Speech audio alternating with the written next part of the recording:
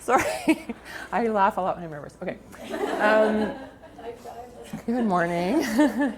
So today I'm going to be talking to you about my proposal for my doctoral research project. So this is a world premiere, guys. No one has seen this. I've talked about it, but has not yet been committed to like official paper.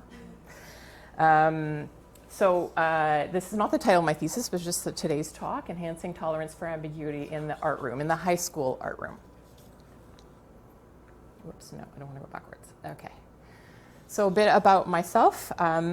So my background is in high school art education and media education for over 20 years. But I resigned very recently, and before that I was in museum education for 7 years, and so currently I'm doing my doctorate at Concordia University in the art education department. And it's long, it's been a while, but it's fine. And in my artistic practice I do painting, drawing, and installation, and destructive animation. So I'll talk about that in a minute. So when I'm talking about high school art, when I talk about a high school art classroom, I'm referring specifically to art classroom in Quebec where students have to take art. So up until grade 10, they have to take art because it's a ministry requirement. I'm not talking about options classes where the curriculum is a little bit looser, a little bit more freer, and I'm not talking about IB art programs where they are a lot more focused on process. I'm talking about the general art classroom. So we all value as you know, artists or educators creativity. We talked about that in your presentation. But the value of risk-taking is what's really highlighted a lot in the literature when about creativity, right? We're taking risks in the classroom. But the hidden curriculum in schools tells a different story. Schools, according to critical pedagogue Henry Giroux, are disimagination machines. So that meaning, the curricula perpetually implicates students in high-stakes, standardized performance, product-oriented evaluations, and likely training students to make as few mistakes as possible along the way. Mm-hmm. So there's no room for risk and experimentation, really. So it's little surprise that students and teachers are concerned with grades and are not well equipped to deal with ambiguous situations and ambiguity. Mm-hmm. So the hidden curriculum, to go back to that, so I'm using a quote here from Peter McLaren, who is a critical pedagogue himself.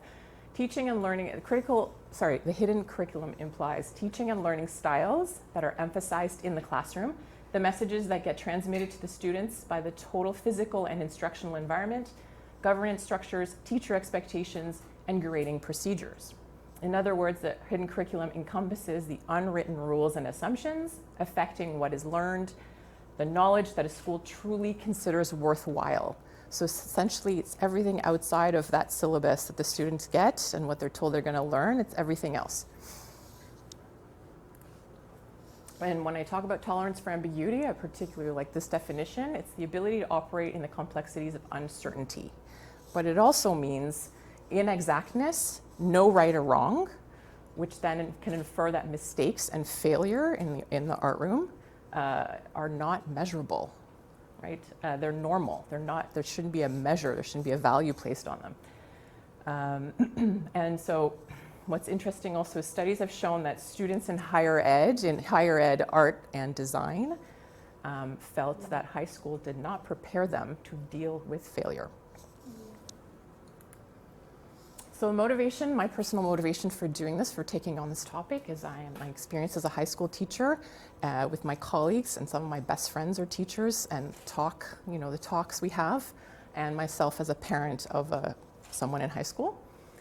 Students, we've noticed more and more, so over my 20 years in teaching these students and in speaking with my colleagues, we've noticed that more and more students are afraid to make mistakes. They're more and more anxious about their grades and performing. They're very, very stressed. So if you are educators yourselves, or parents even, right? And I talk about in an art classroom, they're more and more wanting to draw to the test. So as teachers, sometimes we have to teach to the test because of ministry requirements. Students I'm finding that more and more they're doing it to get the grade. They're not doing it out of enjoyment. They're not doing it out of learning something. So if you've heard these sentences before as educators, is this good? What do I have to do to get a good grade? And will I lose marks? Yeah. So as a teacher, as a high school teacher, I was also a cooperating teacher, so a mentor to future teachers. And currently in the past 3 years, I've been teaching future teachers as well. So it's another reason why I'm taking on this project, so that I'm no longer teaching in the high school, but now I'm teaching teachers who will be teaching in the high school. So I think it's important that they be aware of what's going on and how to change that. And my desire to be better, more democratic, right, in the classroom. And this idea that I'm telling future teachers, like, you should do this, whereas I'm no longer in the classroom, and that doesn't work. So that's why I want to do my research in the classroom with students and teachers.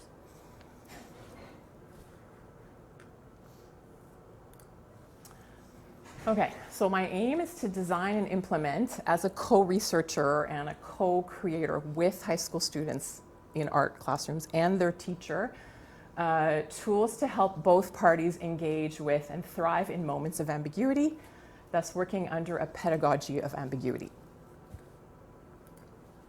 A pedagogy of ambiguity encourages that taking risks and making mistakes, and I put them in quotations because there's a negative connotation with that, do not need to be couched in taboos, fear of penalty, and avoidance, and it can equip the participants to gain more agency in artistic decisions, in learning goals, in assessment, and help students develop their own evaluative gaze.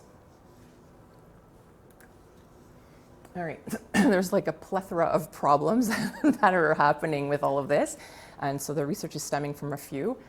One of them is the contradiction between the Quebec education program, what's in the Quebec education program and the curriculum. So the Quebec education program, the word value, if I'm not mistaken, appears only once, and it's something like art classrooms value risk-taking, right? But really, they don't. Like, and this is not the teacher's fault, right? So we tell our students, be creative, take risks, don't worry about making mistakes, but how do you teach this?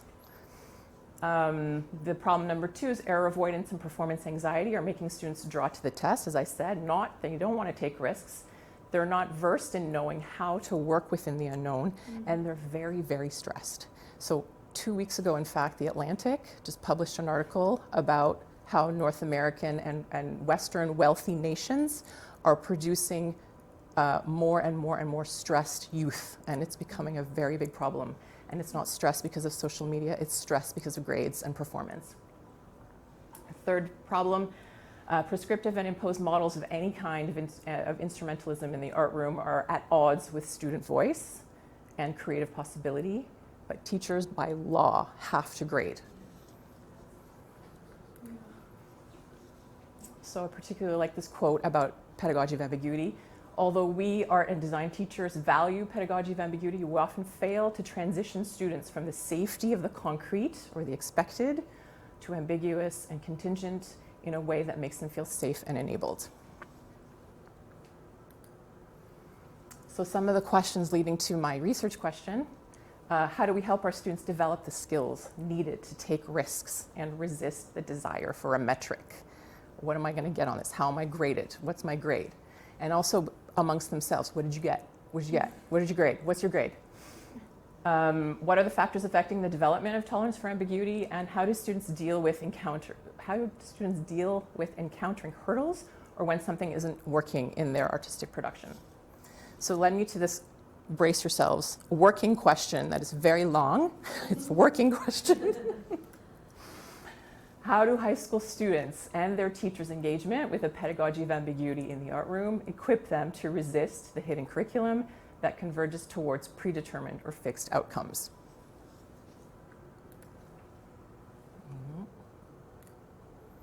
Okay, so in the literature review, there's more, but one of the things I honed in on is that design thinking does really deal with this idea of iteration and making mistakes. They embrace it, in fact. And Studio Habits of Mind, which is, I'm blanking, Winner and Hetland, the seminal book that they wrote about them following elementary school teachers and what was working, or all kinds of teachers, and they came up with these 8 dispositions that good teachers practice in their art room. And one of the dispositions is stretch and explore, which again values risks. But what's missing is, I find, in the design thinking, is all of the design thinking I've come across is used in a design course, or even if it's done in an art course, it's designing a product that has a function. It's not addressing art making for expressing something, or art making for inquiry, or things like that. Okay, so I want to use a design-based research approach, which is a qualitative methodology, aligning elements of theory with problems in actual practice. So what are some problems in education? An ongoing development and analysis designed to improve educational practice, not designed to solve it necessarily, but to improve it, and working closely and iteratively in collaboration with the practitioners, so with the students and their teacher in a natural setting, in an actual classroom. There's 3 guiding phases, and you can see the arrows, so the phases inform each other, and we go back and forth. I'm going to start talking much faster. Who are my participants? Me. My first group is ideally grade 9 or 10 students, and their teacher. And then, because it's an iterative process, so you make a tool, you make something, and you test it out, you tweak it, you bring it to a different location, you test it out again, you tweak it, and so on and so forth. So my ideal is to do 2 different groups of grade 9 or 10 students at 2 different schools, one after the other. Okay, ooh, this is a lot. Okay. So in those 3 stages will repeat themselves, right? So the very first stage, the idea is to put myself in an ambiguous art-making situation where I am not necessarily uncomfortable, but something I've not done, or I usually don't do, and to sort of grapple with the ideas and questions of what's going on in my mind when I'm faced with this very ambiguous art-making situation, because our students are faced with them, right? Then I bring that data, and we work together on how to create this tool. What it's going to look like, I don't know. It's ambiguous, and it's all DBR. Like, it's all, they are helping me research. We're working together to create this thing that I don't know what it is yet. Then when that thing is made, that tool, we put them in a situation that is ambiguous, in an art-making situation, and they use the tool. And then they tell me, like, this was garbage, this worked really well, this won't work. The students tell me, the teacher tells me, and the teacher is also going to be put in an art-making situation where they're uncomfortable, or not, I shouldn't say uncomfortable, where they're unfamiliar and where it's ambiguous for them. And so on and so forth. So it's iterative. It could go on and on and on, but I have to stop doing my PhD at one point because I need a job. It'll stop at the 3rd iteration, where I'll make the tool, the 3rd version of it, having done the 2nd iteration, and then it'll just exist on its own at the moment, and then maybe students can use it again, or future teachers, and so on.